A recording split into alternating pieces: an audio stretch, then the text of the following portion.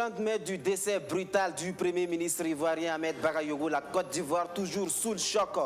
Quelle ambiance en terre déburnie sur 11 mars. Qui était celui qui a été foudroyé par un cancer du foie fulgurant? Quelles sont les conséquences de cette disparition sur la scène politique?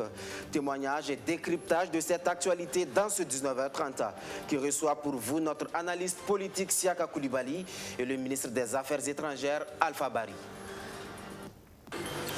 Dans l'actualité également de cette édition, la journée mondiale du rein, une occasion pour nous de constater les conditions de prise en charge des patients atteints de l'insuffisance rénale, manque de médicaments, insuffisance de personnel soignant, coût élevé de prise en charge. Vous entendrez le cri de cœur des médecins et des patients. Voilà pour les titres de ce 19h30 qui revient largement sur le décès du Premier ministre ivoirien Ahmed Bagayogo. Mesdames et messieurs, bonsoir et bienvenue. Le poste de Premier ministre en Côte d'Ivoire est-il maudit? C'est la question que beaucoup se posent depuis le décès brutal d'Ahmed Bagayogo ce 10 mars. Deux premiers ministres décédés en 8 mois après Amadou Gon Coulibaly. C'est donc celui que les Ivoiriens appellent affectueusement Ambaka qui a tiré sa révérence à-dessus d'un cancer de foie à la phase finale. En Côte d'Ivoire, c'est le choc, c'est l'incompréhension. Nous avons en ligne au téléphone le journaliste et chroniqueur de la NCI, la nouvelle chaîne ivoirienne, Fernand Dédé. Bonsoir Fernand. Bonsoir. Alors, quelle est l'ambiance ce soir sur place, là-bas, au lendemain de l'annonce du décès brutal du Premier ministre Ahmed Bagayogo? Décès brutal, les Ivoiriens s'attendaient plus ou moins depuis le 18 février dernier, quand le Premier ministre a été évacué en France pour des soins. Les Ivoiriens avaient le cœur serré, ils avaient craigné la mauvaise nouvelle. Elle est tombée seulement hier. Et aujourd'hui, Abidjan continue dans la douleur de s'interroger. C'est le silence qui est la chose la mieux partagée, le silence de la douleur.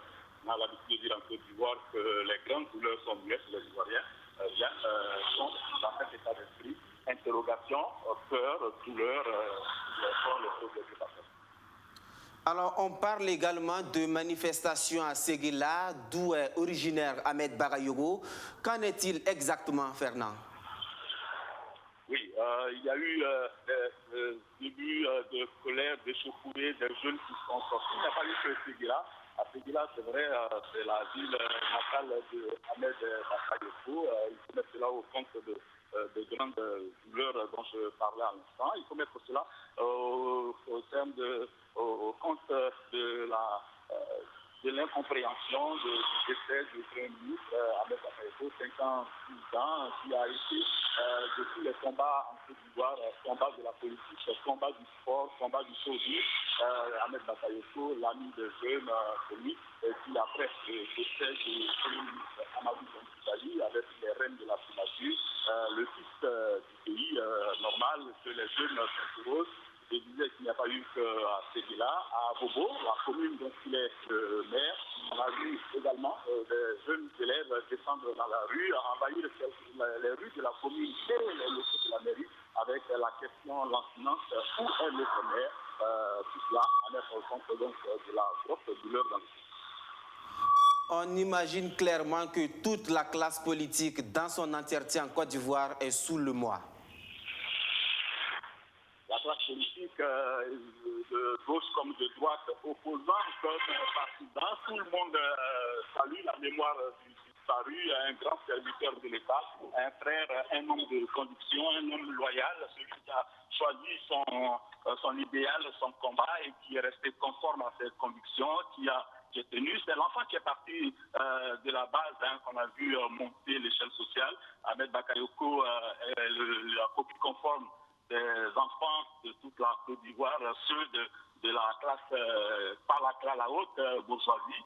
Il a vécu à Djamé, ensuite à Bobo, à Koumassi. Il a fait des études à Ouagadougou, où d'ailleurs il a passé le bac probatoire. Il a fait 2 années d'université. Ensuite, il est rentré dans le jeu politique. Au début des années 90, il s'est battu comme il pouvait. Ahmed Bakayoko avait une phrase éponyme que tous les jeunes Ivoiriens essaient de copier aujourd'hui, c'est tout le monde a la chance, c'est celui qui fait saisir sa chance qui réussit dans la vie. Il avait su saisir sa chance pour se hisser au sommet de la politique, de l'administration en Côte d'Ivoire, au point de devenir ministre des TIC sous le régime du président Laurent Gbagbo, ensuite ministre de la Sécurité avec le régime du président Alassane Ouattara, ministre de la Défense et enfin Premier ministre. C'est un enfant qui est parti de la base pour arriver au sommet et c'est cela qui fait pleurer aujourd'hui tous ces jeunes qui s'identifient à lui. Merci beaucoup Fernand Dédé, merci pour tous ces éclairages. Je rappelle que vous êtes journaliste et chroniqueur à la nouvelle chaîne ivoirienne.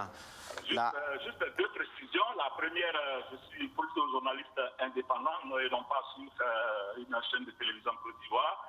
La deuxième précision, c'est que le gouvernement a rendu public les dates maintenant de l'arrivée de la dépouille mortelle à Abidjan. C'est le 13 mars que la dépouille mortelle de Ahmed Bakayoko va arriver à Abidjan. Et l'inhumation, ce sera le 19 mars dans sa ville natale à Sédila. D'accord. Merci donc pour tous ces éclairages. Voilà pour ce qui était de la situation en Côte d'Ivoire au lendemain du décès d'Ahmed Bakayoko. Maintenant, voyons ce que les Ivoiriens retiennent de l'homme qu'on qualifie de Golden Boy. Écoutons ses réactions. C'est un véritable choc, un coup de massue, parce que Ahmed Bakayoko, le Premier ministre Ahmed Bakayoko, est quelqu'un qui incarnait beaucoup d'espoir. Et nous, les journalistes, parce que, comme vous le savez, il était lui-même journaliste. Et c'est la première fois dans l'histoire de la Côte d'Ivoire qu'un journaliste arrive au niveau de la primature, au niveau du Premier ministre.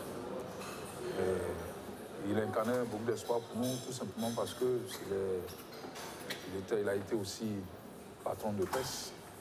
Il connaît mieux les entreprises de presse que quiconque. Donc c'est quelqu'un qui connaissait bien les mots qui minent notre corporation. C'est vraiment une grande perte. Une grande perte pour la nation, une grande perte pour la musique. Je dis une grande perte pour la musique parce qu'il était la manche de la guitare, celle même qui tirait les cordes, qui permettait aux cordes de donner une sonorité. Que je dis, il était la manche, il était celui qui quand un artiste le croisait, avait une solution réglée. Il était le typique Ivoirien, l'homme de la joie, l'homme de la fête, l'homme des médias. Nous, personnellement, j'ai vu même encore quand nous avons sorti notre album, malgré tout ce que les gens disaient, il était là. Il nous a appelés pour dire si même quelqu'un avait affaire à nous, il fallait qu'on lui fasse. S'il fallait l'appeler immédiatement. C'était l'Ivoirien, c'était l'homme sociable. Nous savions que notre chef était malade, le chef du gouvernement était malade, qu'il avait été évacué. Mais je vous avoue que nous avions espoir que le chef allait nous revenir parce que nous avons encore des échéances à affronter. Lorsque les fake news, les cyberactivistes disaient que son état s'était dégradé, franchement, nous n'y croyons pas.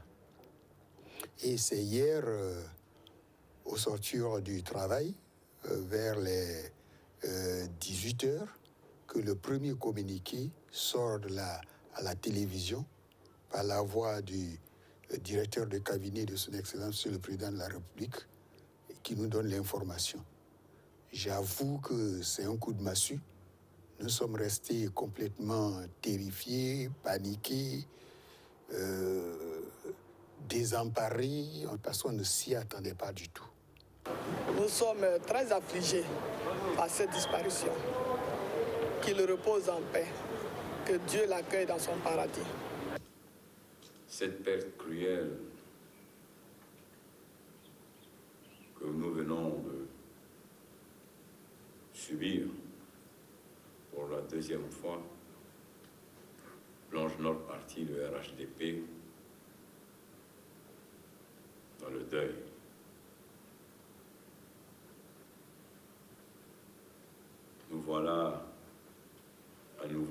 épreuve, une dure épreuve. Je voudrais, à cet instant précis, demander aux militants et militantes du RHDP que devant cette épreuve, l'émotion est forte, la douleur est forte, elle est grande. Mais je leur demande d'enfouir en eux la douleur et de rester debout, digne pour la mémoire d'Ahmed Bakayoko. Le choc en Côte d'Ivoire, mais aussi partout en Afrique de l'Ouest et au Burkina Faso, où le patron de la diplomatie est dévasté par la nouvelle. Alpha Barry est sur ce plateau. Monsieur le ministre, bonsoir. Bonsoir. Merci d'avoir répondu à notre invitation. Sur ce plateau également, notre consultant politique, Siaka Koulibaly. Siaka, merci d'être là. Merci. Alors, monsieur le ministre, vous pleurez un ami, un frère et même un complice. Vous l'avez dit. Oui, ce sont les mots que j'ai trouvés pour qualifier la relation entre Ahmed Bakayoko et moi, parce que c'est une relation très forte, une relation ancienne, et on était beaucoup liés. On partageait pratiquement tout ce qui pouvait être partagé. Bien entendu, on est des hommes d'État, donc en dehors de ce qui concerne spécifiquement nos États. Et on n'avait pas d'heure limite d'échange entre nous. Nos heures favorites même, c'était vers minuit, avant de se coucher. Voilà, on faisait le point. Et donc c'est une nouvelle, sa disparition est une nouvelle qui me trouble, qui me bouleverse, qui me dévaste. C'est très triste. Qu'est-ce que vous retenez d'Ahmed Bakayoko? C'est difficile de le dire en quelques minutes. Ahmed Bakayoko, c'était un homme hors pair, on peut le dire. Quelqu'un de généreux, quelqu'un de serviable, quelqu'un de disponible, quelqu'un qui aime faire plaisir. Mais je retiens surtout quelqu'un de très lié au Burkina Faso. Donc sa disparition est une grosse perte pour le Burkina Faso parce que Ahmed se sentait beaucoup burkinabé. Pour avoir fait ses études ici, il est resté très attaché à notre pays, que ce soit les habitudes culinaires, que ce soit la politique, que ce soit les hommes politiques, les relations, les amis. Quand il arrivait, il se faisait sa petite cour composée de ses anciens amis, certains qui avaient fait l'université avec lui, ou d'autres amis qu'il a eus au fil du temps. Et c'était toujours avec beaucoup d'enthousiasme qu'il venait au Burkina. Et il était prévu pour être des nôtres le 11 décembre dernier à Banfora. On avait tout préparé pour son arrivée et puis à quelques heures, il a appelé pour dire qu'il avait un gros coup de palu. Et je pense que ça a été le début de toute cette affaire de maladie. Et ce palu l'avait empêché de venir. Par la suite, ça aboutit à autre chose. Mais en tout cas, c'est avec beaucoup d'enthousiasme qu'il venait au Burkina et qu'il essayait de découvrir. Je peux même dire qu'en 2017, en marge du TAC, il est allé dans le célibatorium où il avait habité lorsqu'il était étudiant. Et il est allé redécouvrir la maison, comment elle était et tout. Et il m'avait dit qu'il reviendrait avec ses enfants un jour pour leur montrer dans quelles conditions il avait évolué, il avait étudié. Alors, Siaka Koulibaly, c'est un véritable coup dur pour la nation ivoirienne qui a enterré il y a 8 mois un autre Premier ministre, Amadou Gon Coulibaly. Alors, on a le droit de se poser cette question. Quelles peuvent être les conséquences politiques de cette disparition brusque? D'emblée, il faut dire que la disparition de Ahmed Bakayoko n'aura pas d'impact uniquement sur le plan politique. eu égard à l'envergure de la personnalité, qui avait aussi un pied dans le socio-culturel, comme vous le savez très bien. Il animait pas mal de réseaux au niveau du show business des artistes. Donc, il y a une dimension sociale, une dimension économique et une dimension politique pour Ahmed Bakayoko. Sur le plan purement politique, il faut dire que pour lui-même, ça marque un coup d'arrêt d'une progression qu'on peut considérer comme irrésistible. Et comme beaucoup l'ont dit, il a commencé par le bas et il a gravi les échelons jusqu'à ce qu'il soit à une position, je dirais, la plus élevée, puisque après la disparition de Amadou Gon Coulibaly, Ahmed Bakayoko donc était apparu comme en quelque sorte le successeur potentiel naturel du président Alassane Ouattara. Et naturellement qu'il a été désigné comme Premier ministre d'abord par intérim, ensuite confirmé. Et surtout, au moment où il disparaissait, la Côte d'Ivoire amorçait une étape très importante de son histoire politique, à savoir une sorte de normalisation que le président Alassane avait déjà annoncé après la crise de l'élection présidentielle du 31 octobre 2020. Et cette normalisation, après les élections législatives, s'était matérialisée par l'entrée au Parlement d'une bonne partie de l'opposition politique. Ce qui démontre qu'à partir de cet instant-là, toute la contestation politique va se dérouler dans les institutions et non plus dans la rue. Et cette phase de la normalisation, je pense que le président Alassane Ouattara l'a conçue, mais ce sont des gens comme Ahmed Bakayoko qui auraient été en charge de la mise en œuvre des contacts. Et là, ça posera peut-être un petit problème de personnes et ressources, de ressources humaines, à cause donc de sa capacité à fédérer les différentes composantes de la scène politique ivoirienne. Donc ça va être un petit manque pour le président Alassane, étant donné que Ahmed Bakayoko faisait partie des modérés.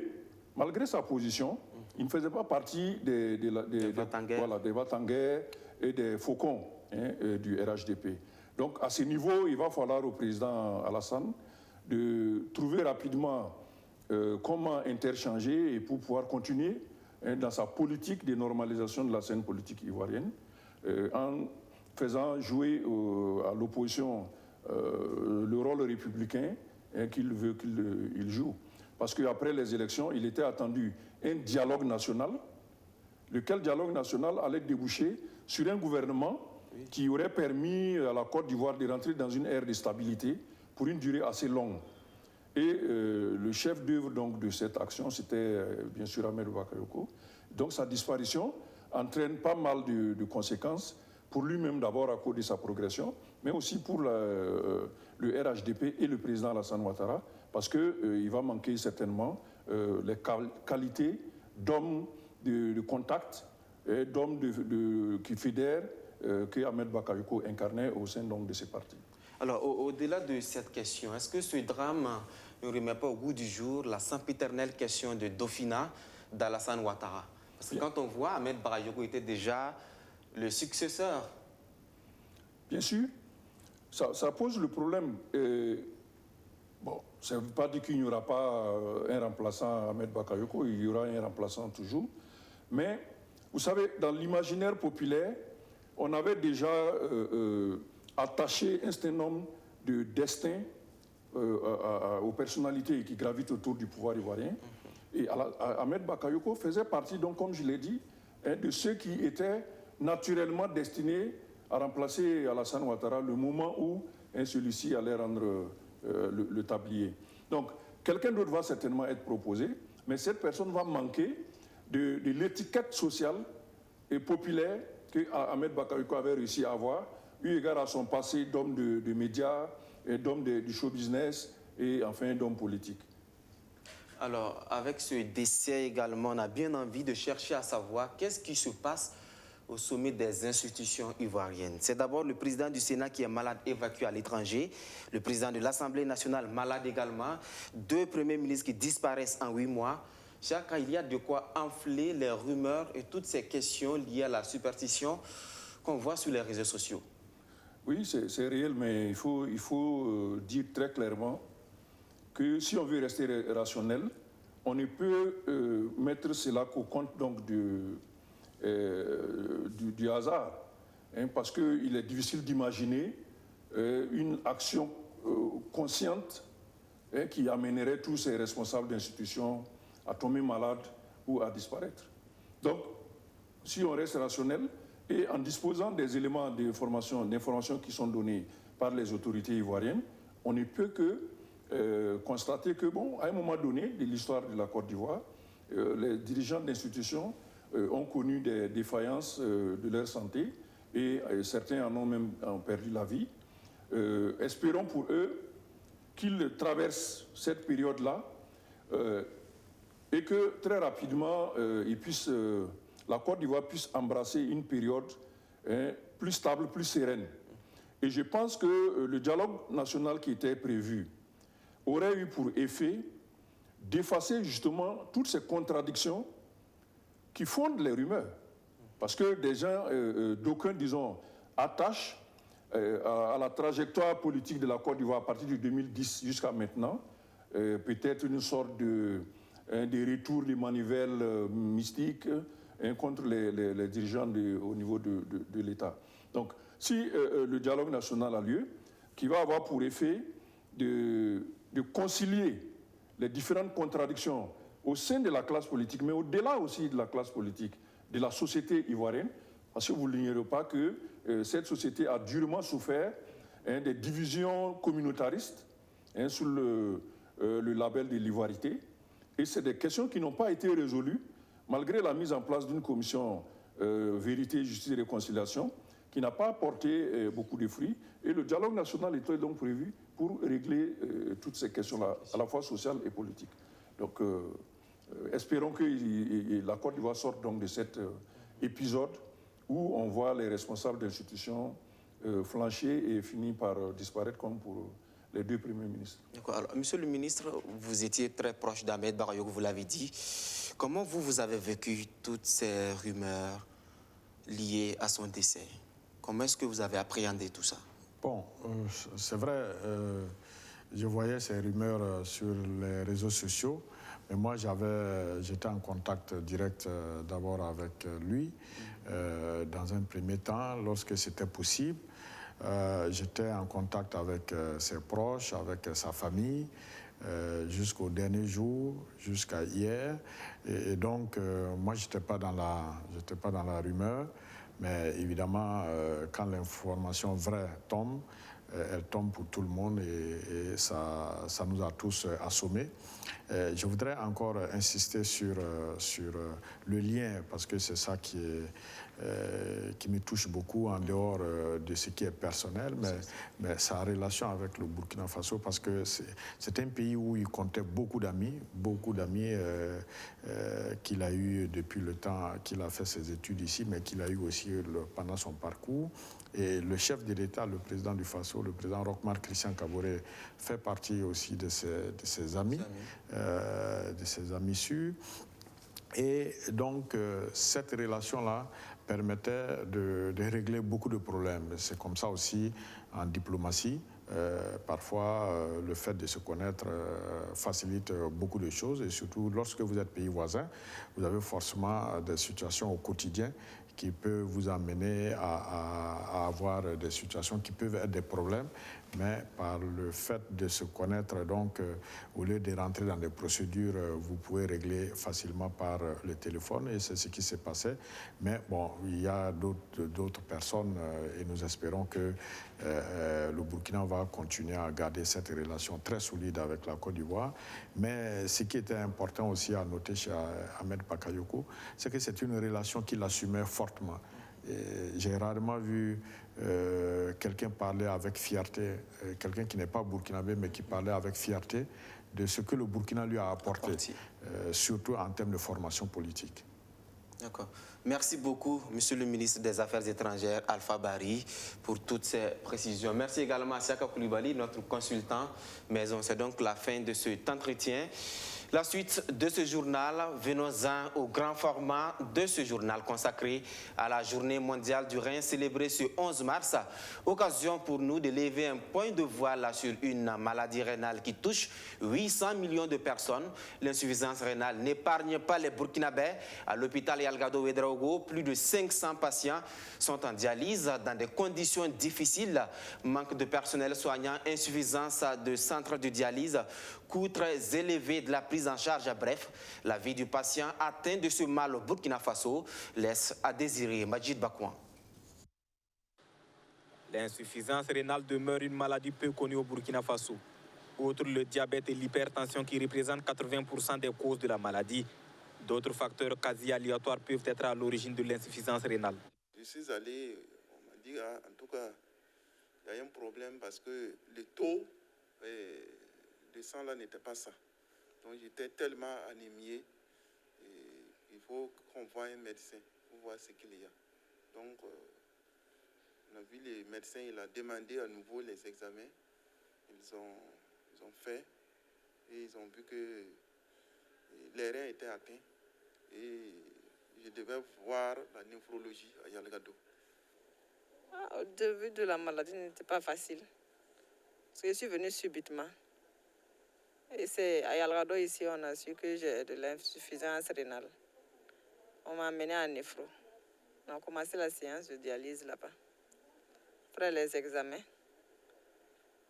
Donc je dialyse maintenant. À l'instar de Ernest et Oumeima, plusieurs malades font recours à la dialyse, un procédé médical qui consiste à épurer le sang. Le principe, c'est qu'il faut avoir accès au sang du malade pour pouvoir faire nettoyer, donc c'est ce qu'on appelle la dialyse, nettoyer par l'appareil. Donc, voilà, et il faut passer par le dispositif extracorporel, donc dans cette tuyauterie-là. Donc le sang va passer dans cet ensemble que vous voyez. Et donc, ce qu'on appelle le rein artificiel. Donc c'est là, vous avez ici. Et donc le sang passe et se faire donc nettoyer. Les échanges vont se faire à l'intérieur. Cette maladie est perçue de nos jours comme un mal conduisant vers la mort. Une considération due au fait que la prise en charge de la maladie est souvent inaccessible. Au Burkina Faso, plus de 500 patients sont en dialyse, mais l'état des lieux de prise en charge fait ressortir une insuffisance de centres de dialyse et de personnel soignant. En termes de nombre, il faut se dire que les besoins sur le terrain est aussi une autre réalité parce que la demande est trop forte. Moi, je dis que je me retrouve chez Chaco de la dialyse. Il faut forcément scolariser mes enfants à Ouagadougou, quelque chose qui n'est pas facile. Si c'était décentralisé, en province, tu es à côté de tes parents, ça te revient encore plus facile. À cette insuffisance de centres de dialyse et de médecins qualifiés, s'ajoute le coût élevé des frais de prise en charge. La dialyse est subventionnée et donc le malade participe à un forfait de 500 000 et il ne paye plus la dialyse. Ça, c'est la subvention qui prend en charge. Maintenant, ce qui reste et qui est difficile encore pour les patients, c'est que les frais de médicaments sont à la charge du malade. Et financièrement, tu ne tiens pas. Alors qu'il y a des examens de contrôle qu'il faut faire à chaque fois. Il y a des produits qui sont obligatoires à chaque fois qu'il faut payer. Donc, tu ne tiens plus. Et c'est ce côté-là que nous voulons. Si l'État pouvait faire quelque chose, rendre d'abord disponibles ces produits, puisque souvent tu vas avoir une ordonnance, tu fais le tour de Ouagadougou, tu n'en trouves pas dans les pharmacies. Avec la dialyse, c'est aussi la vie professionnelle et sociale du malade qui est en danger. Nouvellement, là, ça a bouleversé ma vie. Moi, je faisais la couture et ça a gâté. Parce qu'actuellement, je ne fais plus. Je suis devenue dialysée. Marie m'a laissée. Je suis célibataire. L'insuffisance rénale bouleverse les habitudes quotidiennes de nombreux malades, notamment sur le plan alimentaire. Depuis 6 ans, Mme Galbané gère au sein de l'hôpital Yalgado Ouedraogo un restaurant qui prend en compte les problèmes nutritionnels des dialysés. Avec la nourriture des dialysés, là, on tient compte, on ne met pas trop de sel, on ne met pas potasse, c'est bicarbonate, et puis on ne met pas trop d'huile. Comme ils ne prennent pas beaucoup d'huile, ils ne prennent pas beaucoup de sel, puis ils ne prennent pas potasse. Donc c'est avec bicarbonate qu'on prépare. Chaque deuxième jeudi du mois de mars de chaque année est déclaré par l'OMS Journée mondiale du rein. Une occasion de marquer une halte pour revisiter les stratégies de lutte afin de mieux agir contre l'insuffisance rénale. Ce 11 mars, il n'y a pas que la journée mondiale du rein qui est célébrée. Le monde entier marque également une halte pour parler de l'alimentation scolaire. Au Burkina Faso, c'est à Anouilly, dans la commune de Boussouma, que l'ONG CRS a marqué cette journée. Catholic Relief Services a décidé de promouvoir le modèle de production potagère de l'école primaire de ce village qui arrive à renforcer sa cantine endogène. L'ONG américaine a fait également un don de plusieurs tonnes de vivres au ministère de l'Éducation nationale pour la circonstance. Luc Kopak-Belgen. Au menu, aujourd'hui à l'école primaire publique de Anouilly, du couscous au chou. Les élèves venus plus tôt avec leurs plats et qui attendaient impatiemment les cuisinières vont se régaler. Dans un pays en quête d'autosuffisance alimentaire comme au Burkina Faso, l'alimentation scolaire revêt une importance capitale. Pour les enseignants, c'est une évidence. Les cantines endogènes favorisent la fréquentation scolaire. L'alimentation scolaire n'a pas besoin de douter vraiment de son importance en milieu scolaire. Parce que, comme on aime le dire, ventre cloué n'a point d'oreille. Il faut impérativement de la nourriture aux élèves à l'école. Et aujourd'hui, je me réjouis vraiment de voir que nous sommes vraiment sur le droit chemin. Et je profite vraiment de votre micro, inviter toutes les écoles à emboîter vraiment le pas pour le bonheur des enfants. Le choix de l'école primaire publique de Anouilly dans la commune de Boussouma au centre-nord pour la célébration de la Journée internationale de l'alimentation scolaire n'est pas fortuit. L'école produit ce qu'elle consomme et dès le mois d'octobre, des recettes à base de la production potagère locale nourrissent les élèves sur 5 mois. Un modèle que Catholic Relief Services promeut à travers le projet BioBig en sa 3e phase et une remise de vivres de plus de 2000 tonnes est faite au ministère en charge de l'Éducation nationale. Il faut que les enfants aient l'opportunité de manger pour vraiment étudier.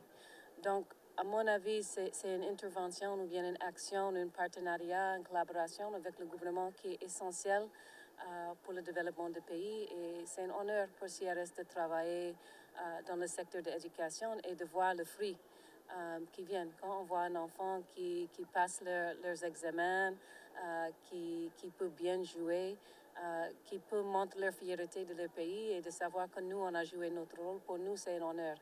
L'accompagnement du partenaire américain rencontre la vision du Larlé Naba qui ne cesse d'inciter à la consommation locale et bio pour une bonne santé. L'État s'investit également dans ce processus avec près de 19 milliards de francs CFA prévus pour l'alimentation scolaire cette année.